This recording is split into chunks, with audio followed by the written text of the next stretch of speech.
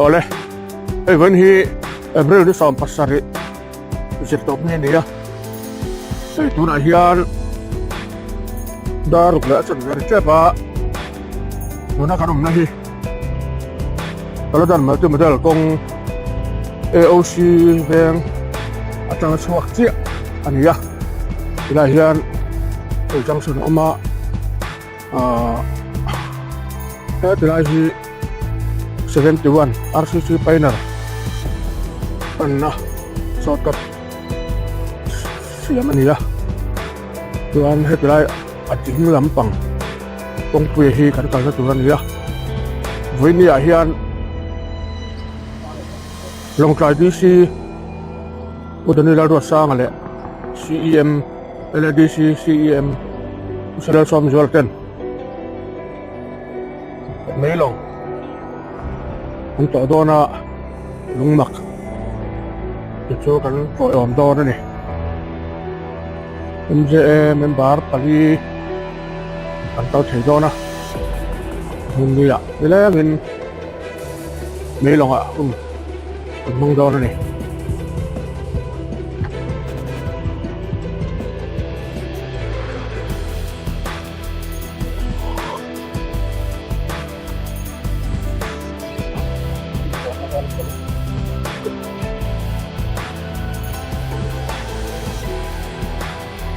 คือประเด็นอ่ะ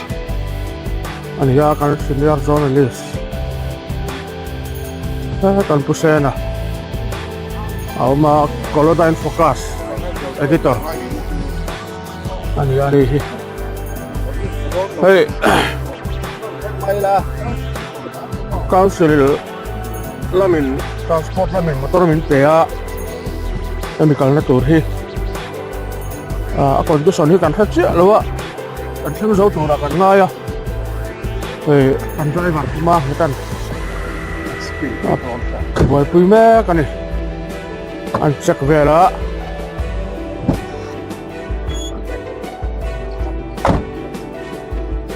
cái lái này sốt cao thì nó lâu để làm Tura Hmalak nó bạc operation phải to duty na ani ya hatlai pai mo tak mai param batang ron kal bung ruwa lo du ngate atang khana ni atin kho thang lampang bak step song lo du khom na ani ya hatlai hian duty te siamin exercise lamte kan NGO te kan tuan an duty thira ni ko mai takin kalian tu ni,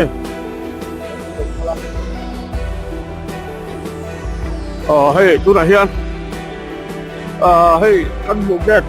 hey, Myanmar lắm, kan nak kong ani ya, dar nam tang south, ani ya, tu tu he, tu nama hi,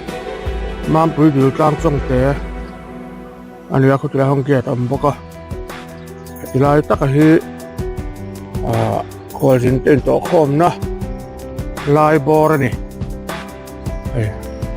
hian kini hi hetila ma hian ong chungla ma hian an par dor ni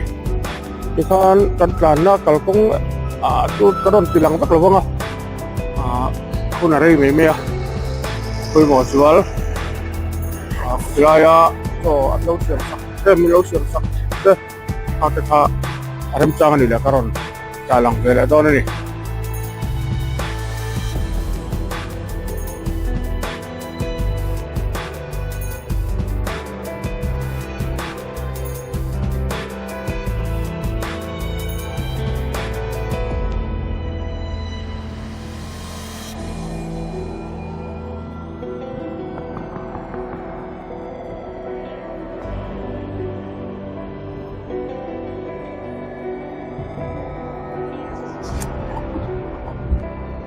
sản ma hian ngang quý lệ áo mà ngang quý lệ thì hay cô anh lui lệ thì gì à tắc cô xong không lặng chưa thì đó nữa anh lồng ấy đâu tắc cô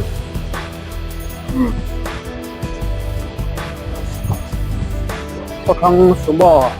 lâu cái đầu đâu nữa tầm ấy thằng cái có pha gì á anh đi tiếp dọc tầm ấy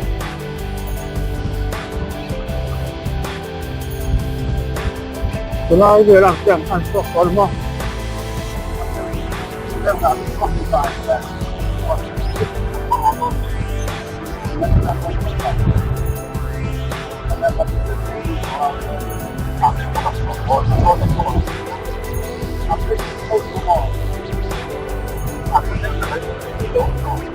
Hết chỗ này hiên quỷ trang chậu ra keng kan in ha kho ma he ji si te si em te hello thang ve chia ve chu lung mo ja kan kal do đi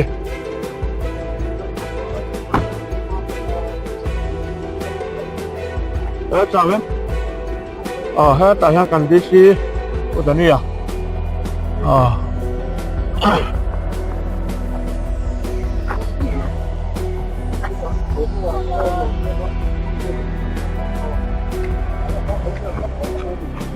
tại ha upasia mà ba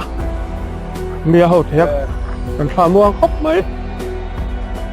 upasia mới chào em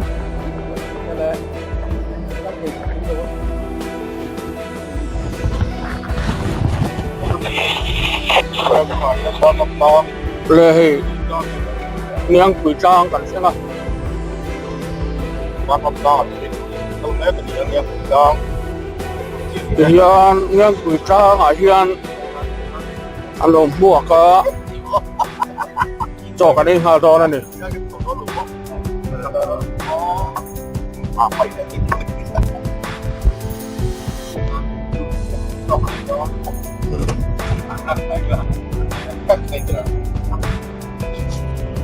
đang quỷ trang thì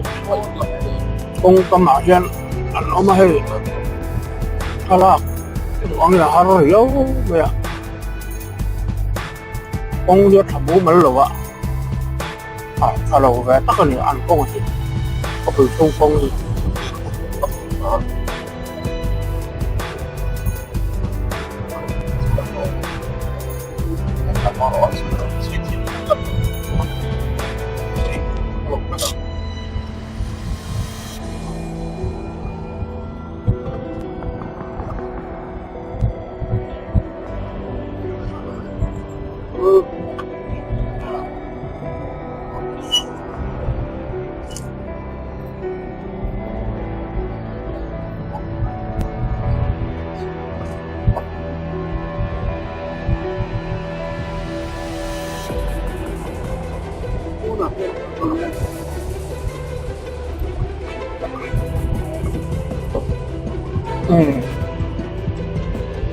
Tôi nói rằng món lông của này vẫn đang với cà phê mấy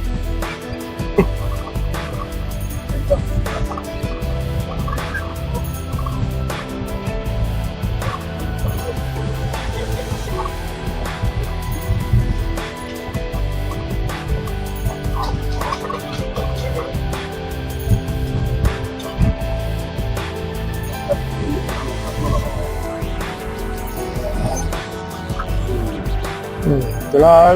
còn ăn tỏi lai ở trên này luôn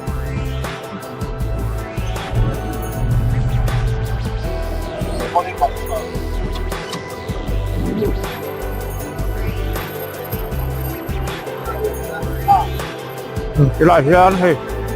lẩu mua khắp mẹ bằng bát đi chứ lẩu mua sẽ cái này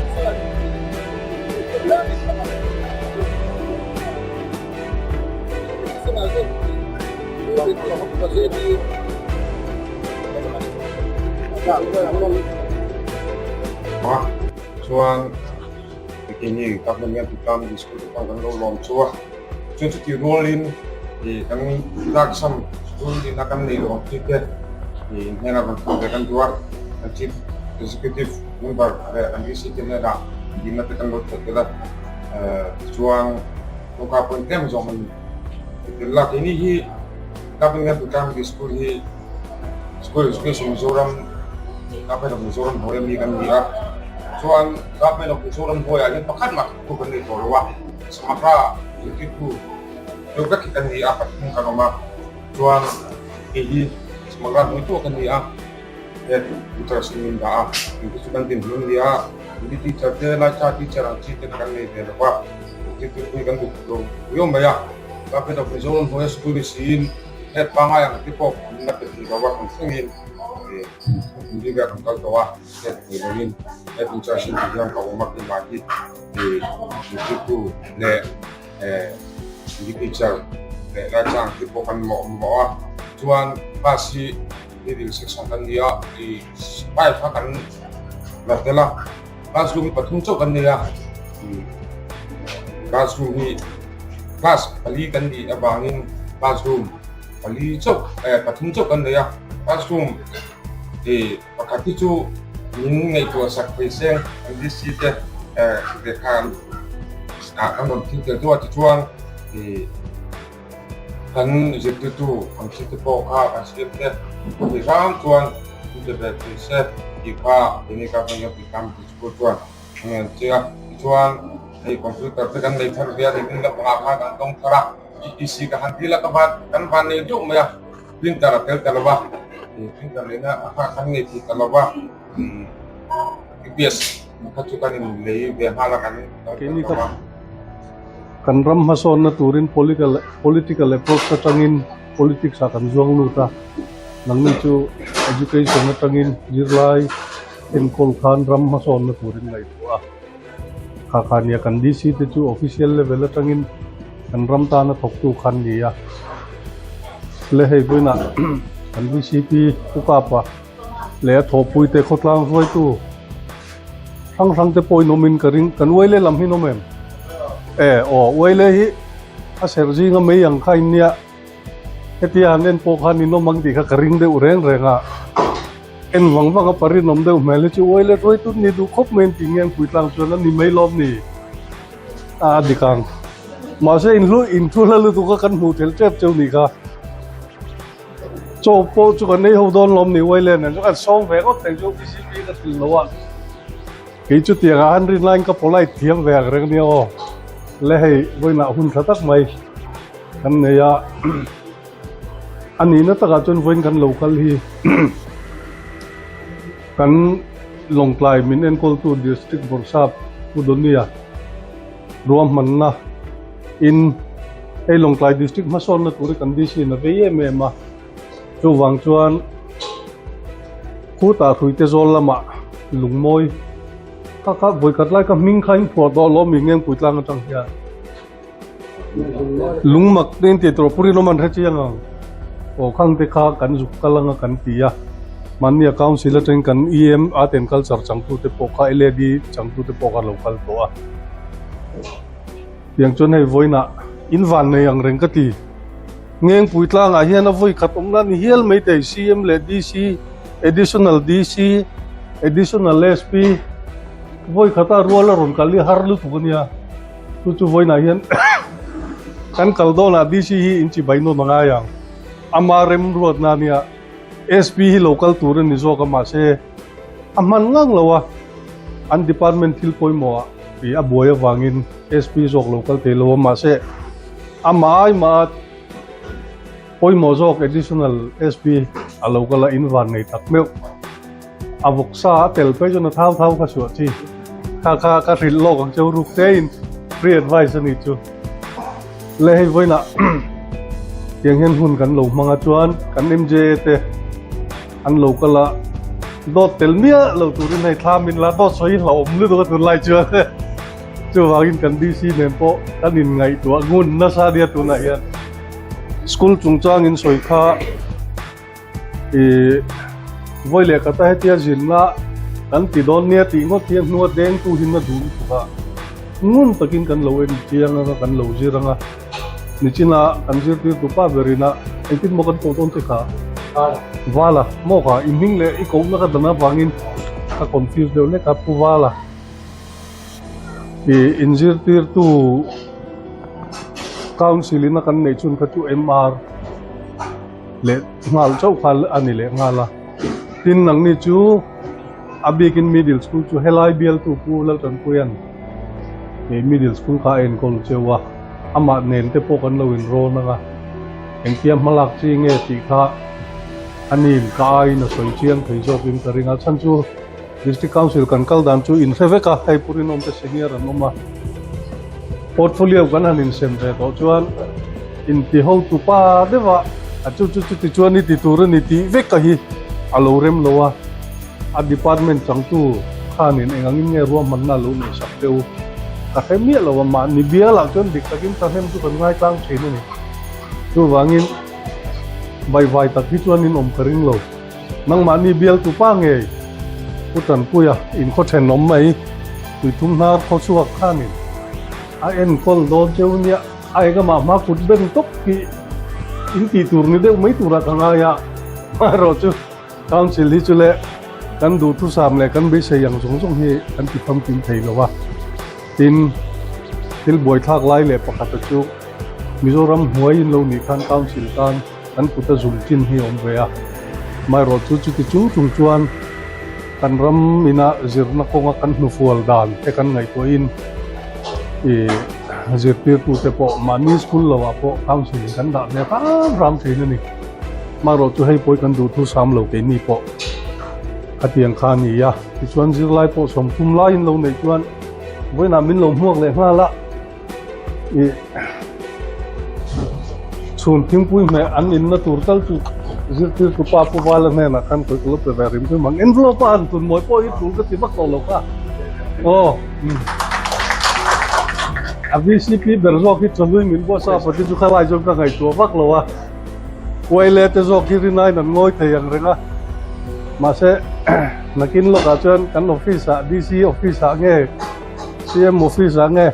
a hei volleyball kan nei tlat lo chun ti le mai thei ni ha po ka ti se om viau ni nge puitlang a chun volleyballing khel thin ti ka ria football field ka chin nei chong lo min lo dil mau la om mia lo kan ti thiam ve om Tommy apurin om te wangla ya company khan bawa football field an lai tir ti thau ka chu aruk te chon ka ria amai na rodin phone ka kan hak deu ni ka engpo ni se school chungchang kha chu an lo ngai ve na nga chuan a school building ro kha chu ka soi thei pialam thilania khang te kha chu sarkarin rom han hi nei sam ve zel tewa tin khodangai chuan nangni tan chuan thamon tura kangai school en kol tu ka soi ang khang nang mani bial tu nge ya khania tu wangin khalai kha chu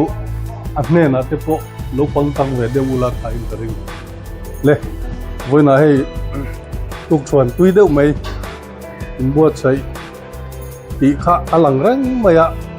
ini po kalkong eng ma kan lo wei du lo wa kuar de wa ei tumin ti kan lo in buat sai ya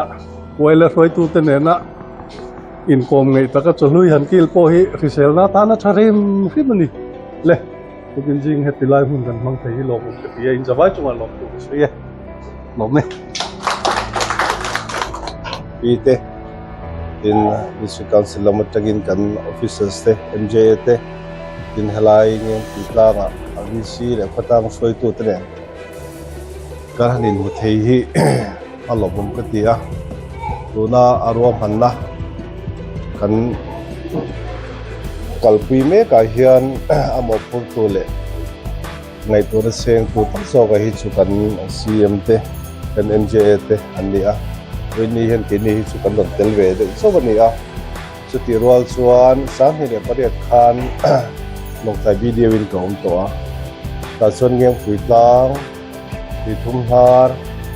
mu mang khia thian thu na hi chon ka se to kal ko hi adang lom en le ya ti thum har ti dang tlang ti zol ti bel ta ani ka se the dana tiang chuan when ni a helai ka ron kal nun le thei kum tak kal to thuwa alobum te pitang zita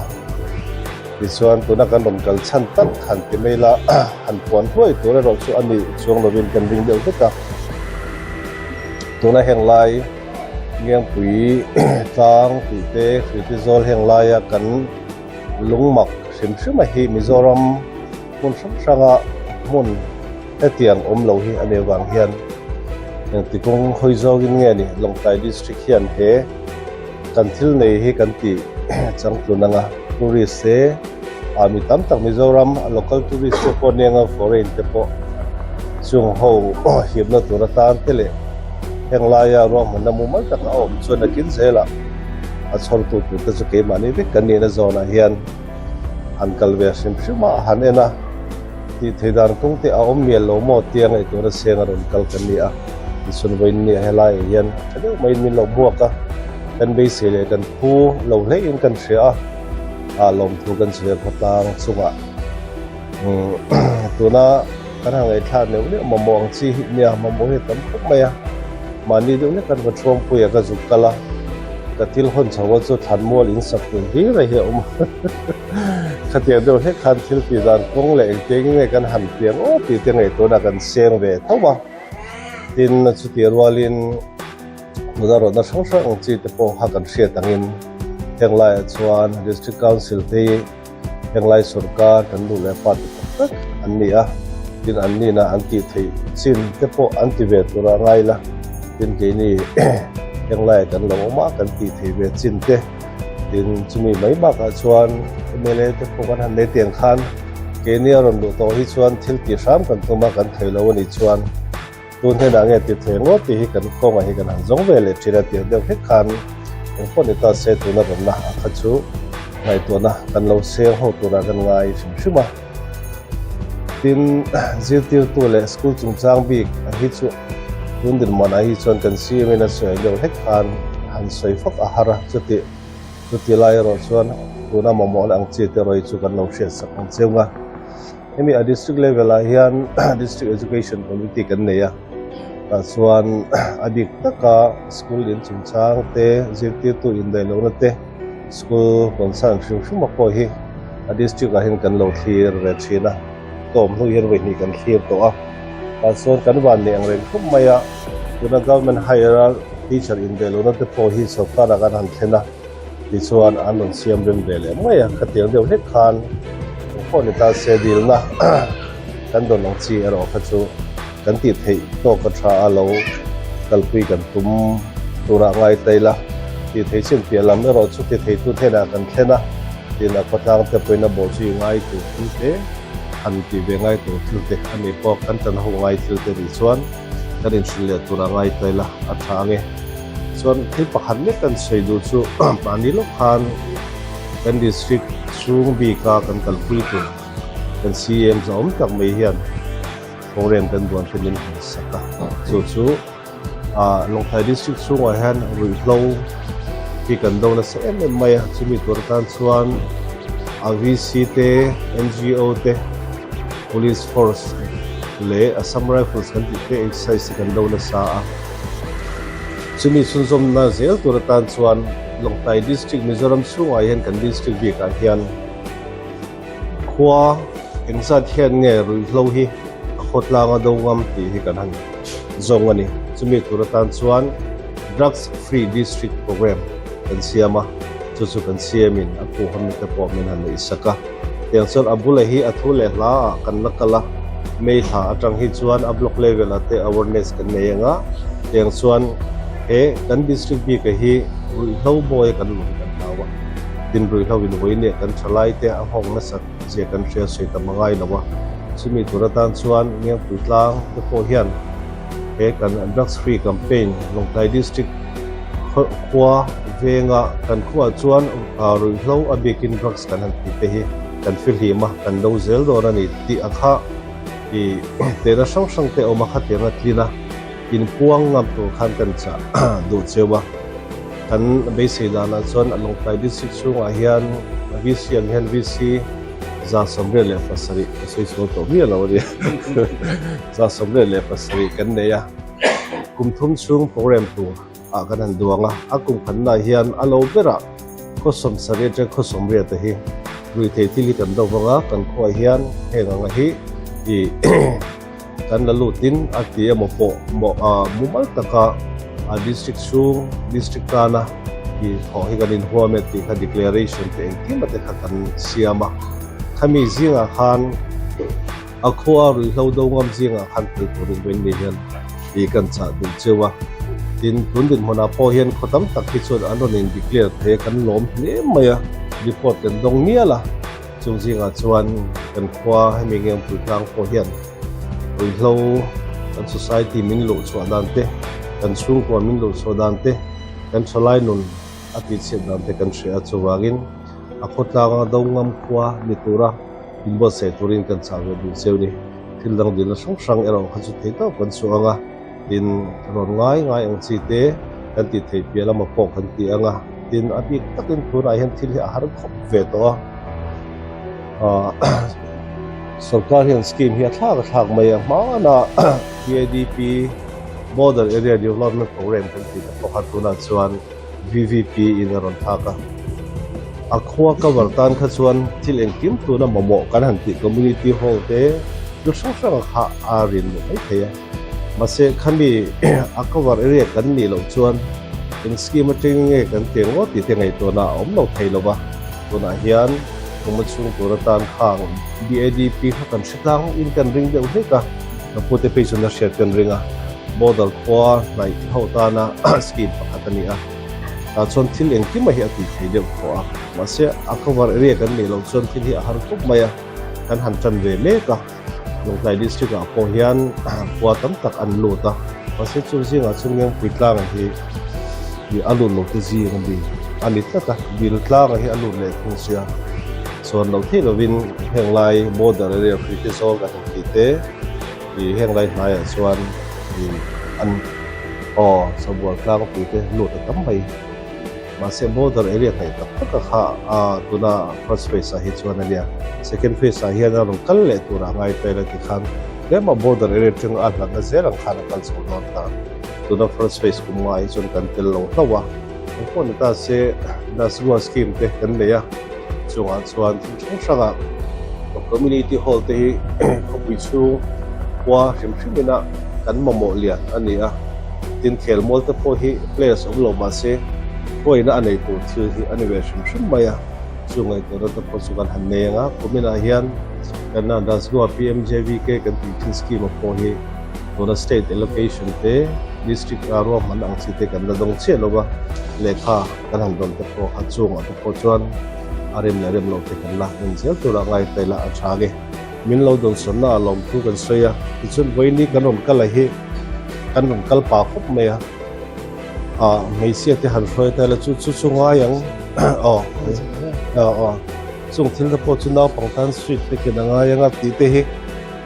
om turania aron kalai mei sia pakhat ma kan namlo ni kan me nang reng khop meya so wang chon atul kan ngai poi bo chu ho na kan thei ngil zui lo tura ngai te la tiang chuan nangni tanga be se le thil nga mo pom mai theya pa takin kan ron kala pa takin kan let patanga chuan kan thlen vele engmo tuna momo ang chi te kan thei china ma kan lo la don ne te kan sai du ni le hello me le he tuna hian khui ke zol kan meka lungmawi kan kal don ni Ovel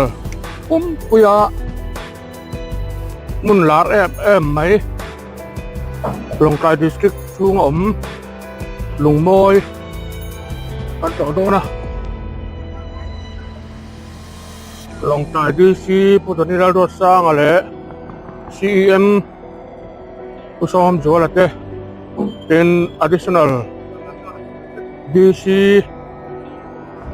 David ate tin additional SP te le tilaya MCA te tin information LDC information department auto te cameraman te tung ho chuan vini a hian Lungmawi kan to don ani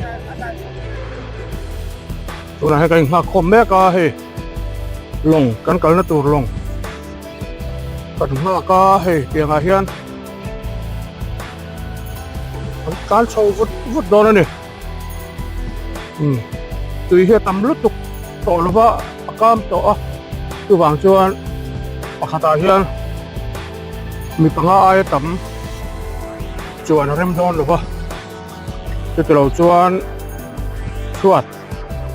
lùi mông à thúp mày rồi nè tàn mấy khá lâu mà nè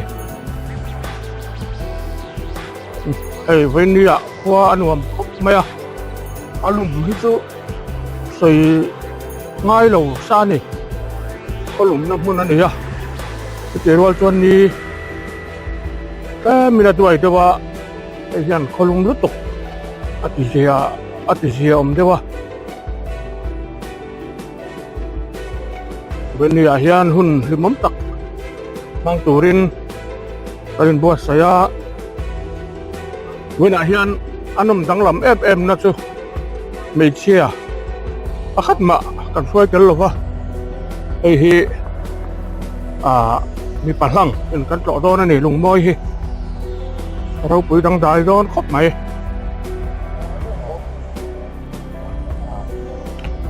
when ni lungmoi kan tlo na Tura hi chuan mei cheta na sit zarvi sona kha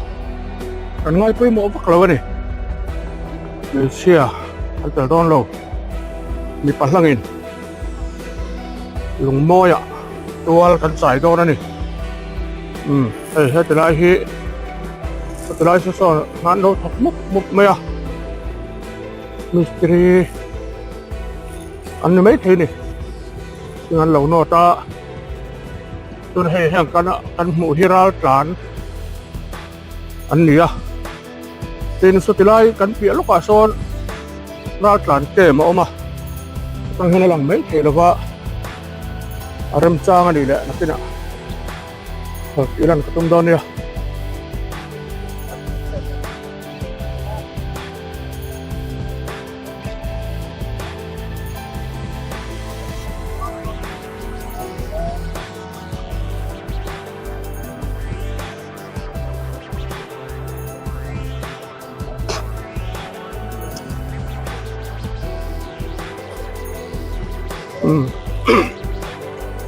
har kal na tur long pakat lo thang le a ron pum vut mai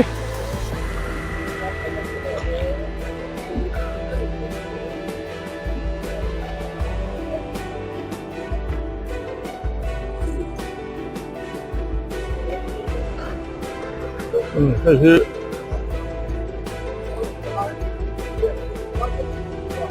lungmoi kan pan na tur kan kal na tur long ani a anal khop mai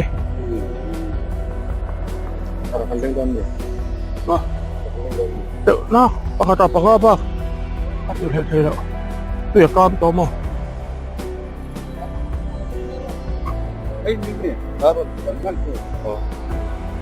kami mo Bulayan lungmoi parin tangkal me kari ay longin tangkala kan ma long pati akal to jadi dapat na kan dia pakat kalong kaleang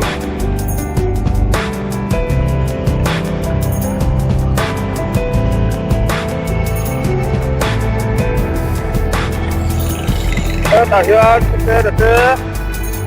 kate nova ko atoy to karin kuhi akap to sa kabawin tuan ke karim lo ba ali baka ke dei tuang ani Apa kamay?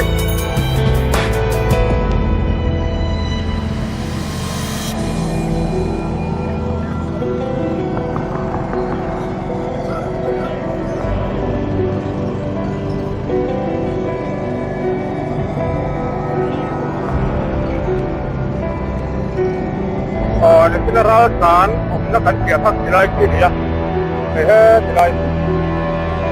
ang nila Hmalak nakakailawa. Sila parang sitip. Parang pilit na yun, manibangin. Narasan sa kodi. Pero Tura ngayon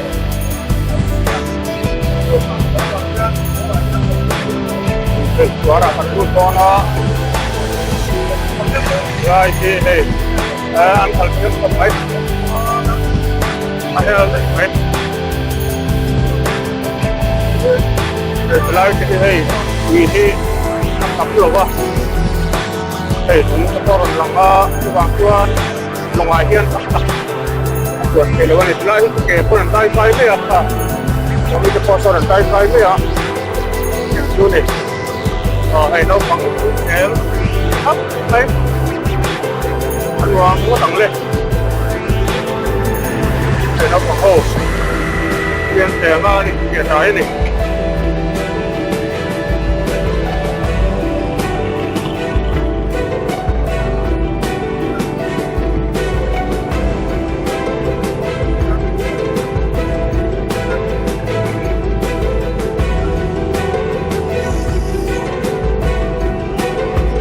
เวลาพอดเนี่ย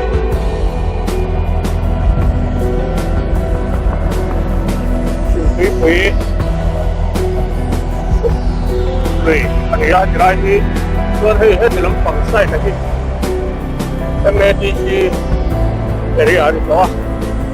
มาราอัตมาความสุขส่วนที่นำมาที่เรียกที่เรียกนี่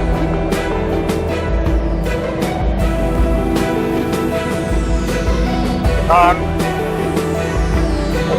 หลังเสียหลัง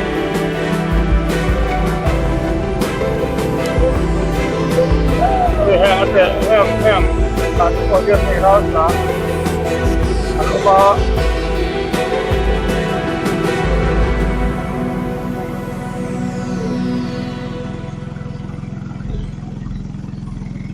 เราเรียนเป็นอะไรเราต้องคนเสียมั้งจะได้จะพอจะเสียมั้ง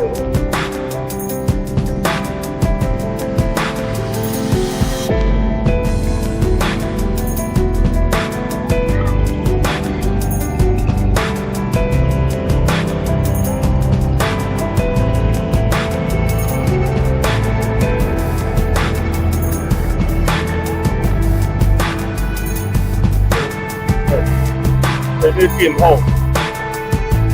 อันเด็ก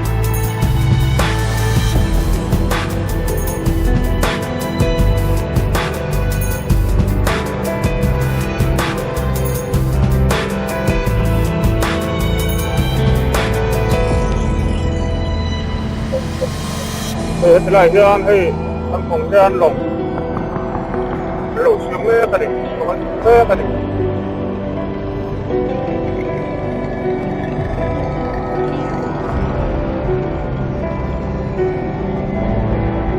ไปดูแลตาบุตรจะรับอะไรได้ยังก็การที่เราทำแค่ตอนนี้ได้ยังคนรับผิดชอบอะไรก็มา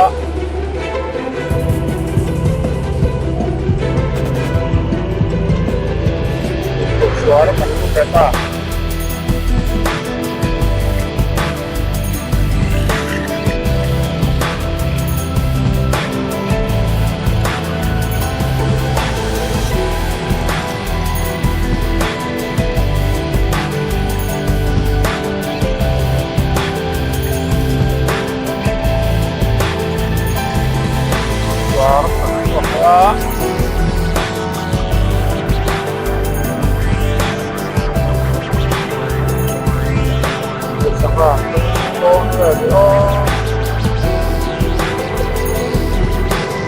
bye bye.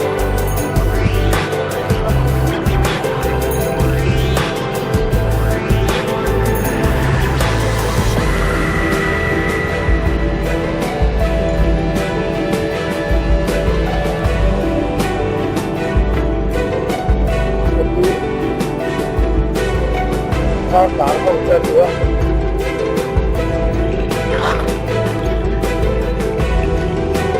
Tura tanah lo, itu koma, tanah lo, kau mah, mana kan kalau hei ketilai yang dia tak kuat kan, ketilai kadang dia tak bisa, tanah lo kan apa, Tura tanah, kalau nak tanah ada ya pun tak sama tanah, belum ada lagi.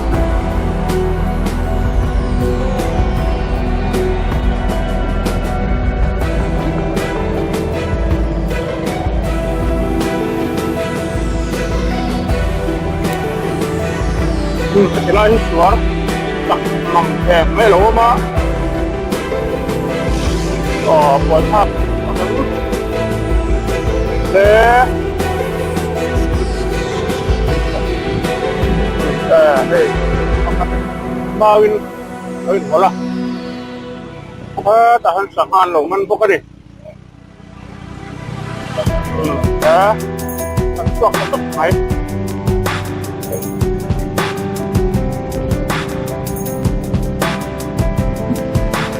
sige nga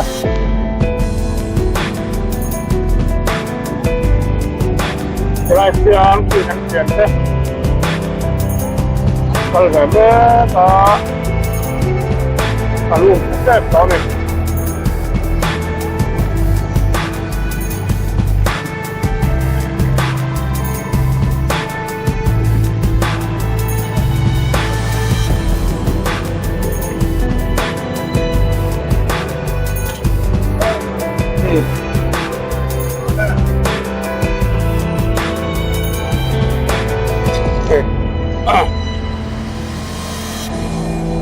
Kita akan si yang kedua nih.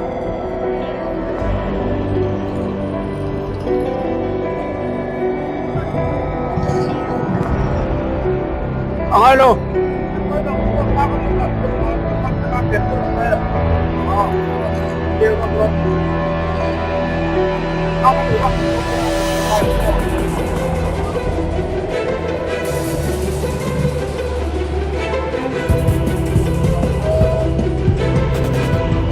Hey, Lungmak. Pagkang tausan na ka. Lung tau plot. Hey, kamay.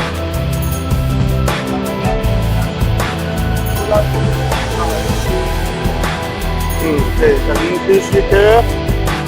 yang tekan level ta.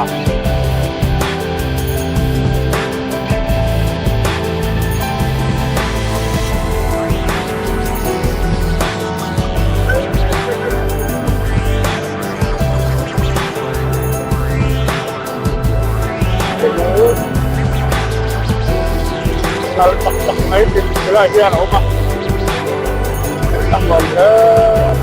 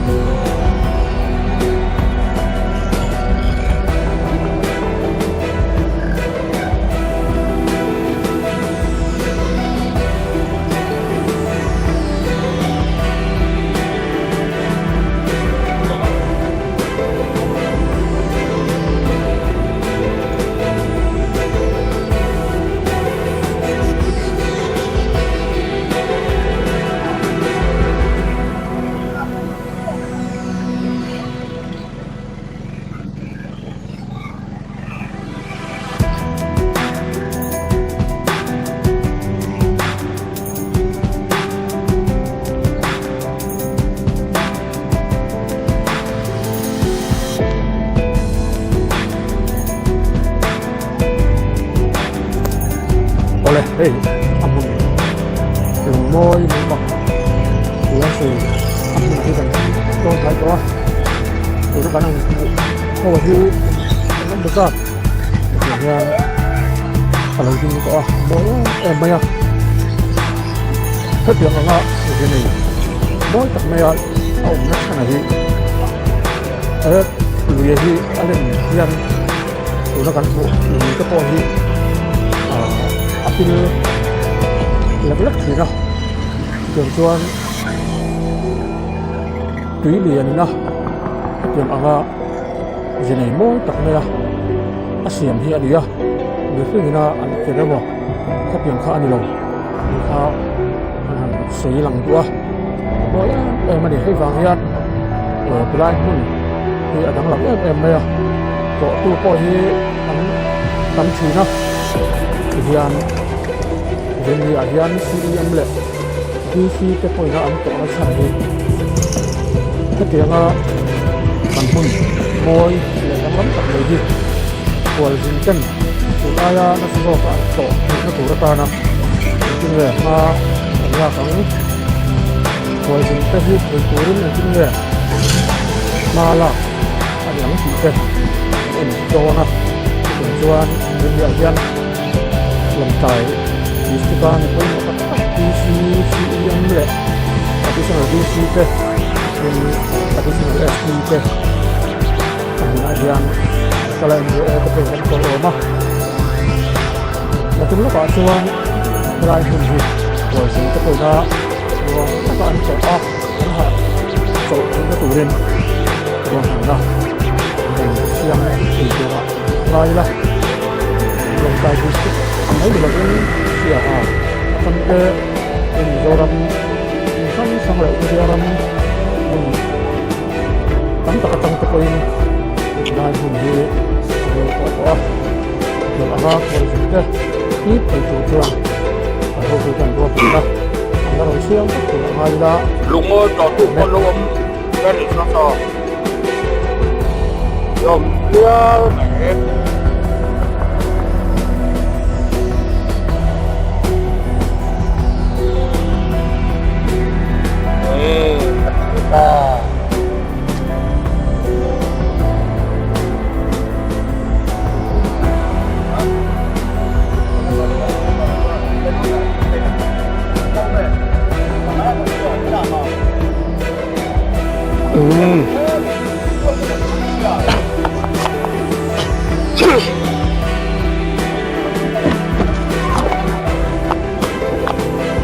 ăn xuống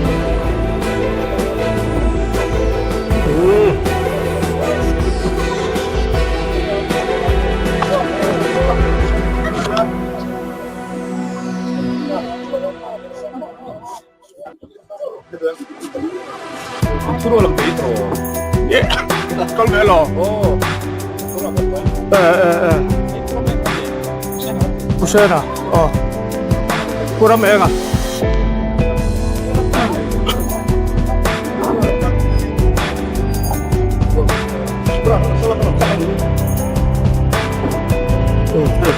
kurang tak karena mana ini tôi tên nhân trọng xả trên mà hay bị muốn trò tôi không xin nguyên này anh văn sẽ làm lê thầy hi Lungmawi anh bị có vẻ ina phía đèn Tura anh thầy Lungmawi á em mấy nè hiền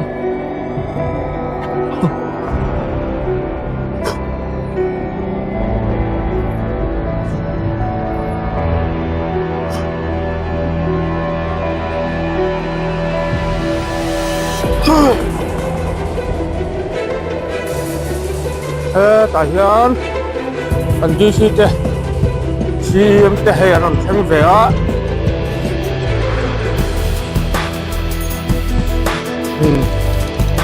anh tan trăng tới đây mấy lệ anh còn qua đó này lòng hier tầm đâu hết à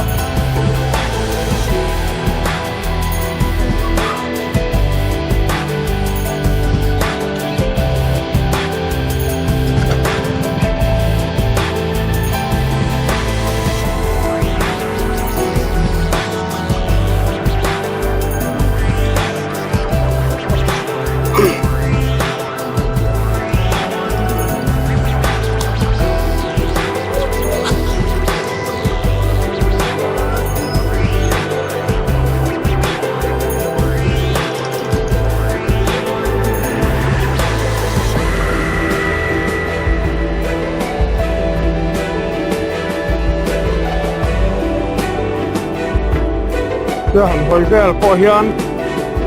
mỗi á mấy này thì lại nói muốn hệ Khualzinte tiếng nghe cái hiệp luống thì hệ ngày qua hôm ta thế mấy tiếng tuột tuột với nãy hiền district Pakata lalper pahe long tai DC le LDC chief executive member amuna hian an kalchil ani nakina an kam chuak te kan ngai tha anga mun moi tak mai Khualzinte na an to Thei Tura tia Hmalak ni an tum ti te po langai el Tura ngai da chane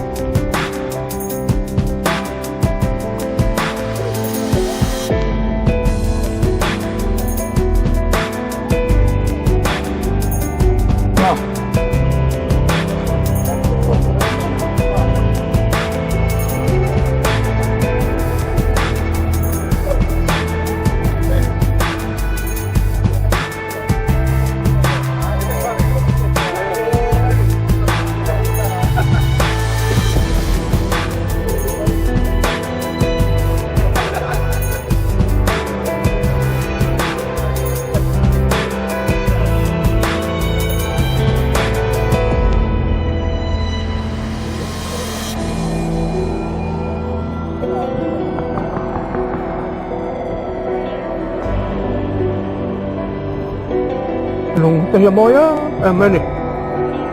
quý liền na ala khom cùng em tắm tặc trong tổ quý na đây đi à nên hay lung hiền của teo mà anh có hi na asiang tak đi à rồi quý đăng đại thế này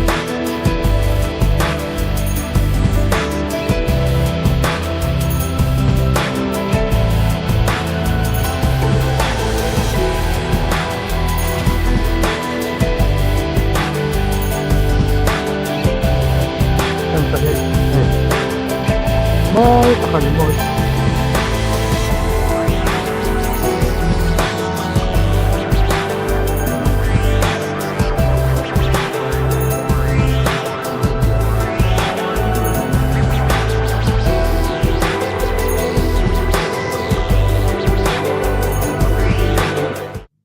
mi soi châu hi ka lo the thina pele atalak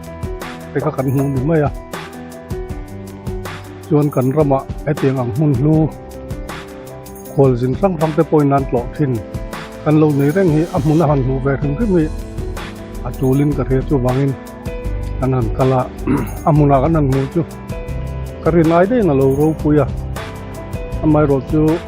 mi then khatin kan be sei dan nga enge motia han chei dang lam viau te hi at thazo ka ngai na te po mama se ke ma mi mal mu dan na chuan khuarel khonu lo rel sa nga he tia unnatural ang hi von him hi a thal ber mai lom mi o ka te tin chu ti rual chuan amun vela ani dan ki boy si lawa enge motia han ria thei na han bo chai te chu thil khatak tura ka ngai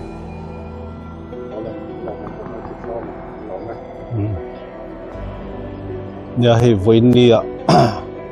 kan MJA te fin suana te di bokhanga tin LDC kan hu tu pa ber mai kan CM ku so ma te howin helai mang hi kan to te hi kalom he a ti chun helai mun kan han thlen hian abik takin Mizoram district Chimtop district pahi te district dangina an nei ve mi lo hatiang mun ro pui tak mai kan lo nei the reng hi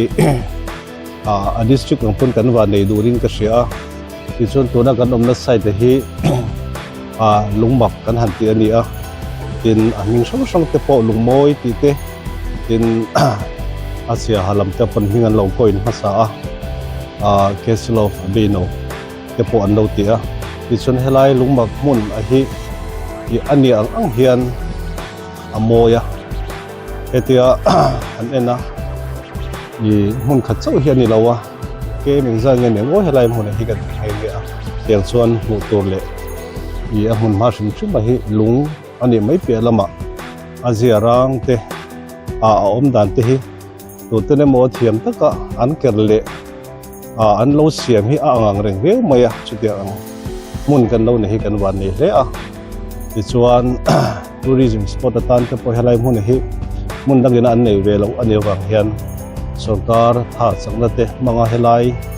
mun han chei thata tuna an chaklang vela te po hi view nang takare na mun te le thil dang le te han develop pa chutia Khualzinte na ve na ni bok nen helai mun moi taka hi mu ve thei nge se ti hi ka du sak le ni pole